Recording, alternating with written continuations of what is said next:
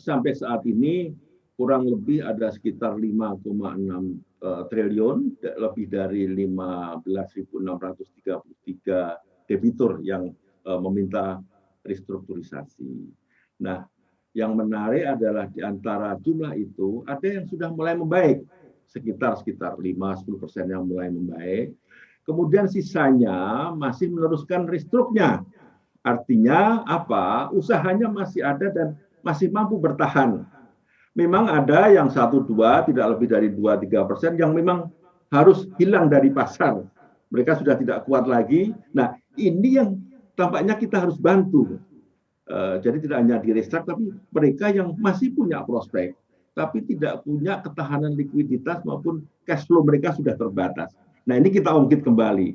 Nah, sehingga sampai saat ini sekitar yang mudah-mudahan level di 20.000 debitur ini dapat kita selesaikan. Memang ini bank repot, iya, tapi ini adalah sebuah tugas dan saya kira kita bisa paham kenapa perbankan saat ini ada di dua sisi, Mbak.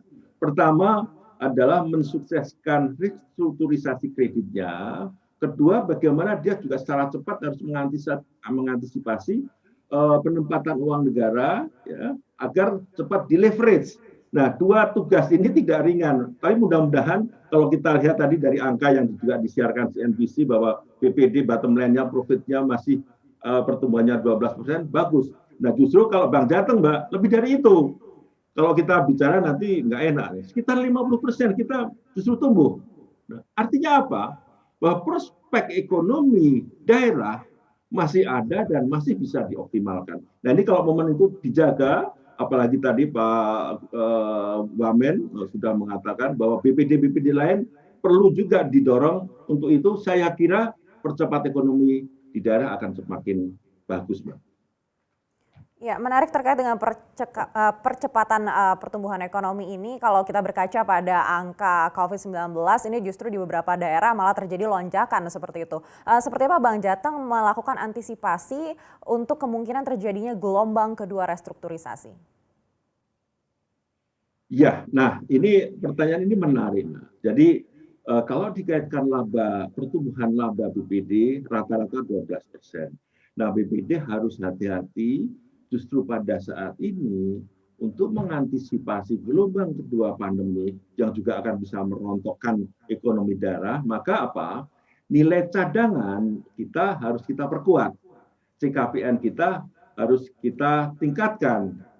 Maksud saya, selagi kita masih menikmati profit yang lumayan, mungkin laba usaha ini mungkin sebagian besar kita bisa tempatkan untuk cadangan sehingga bisa kita gunakan untuk mengantisipasi kalau terjadi ada gelombang kedua, kita sudah siap.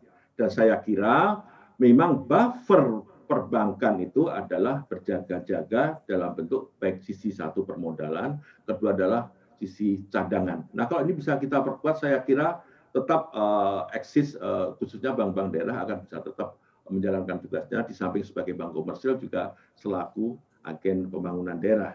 Kira-kira begitu.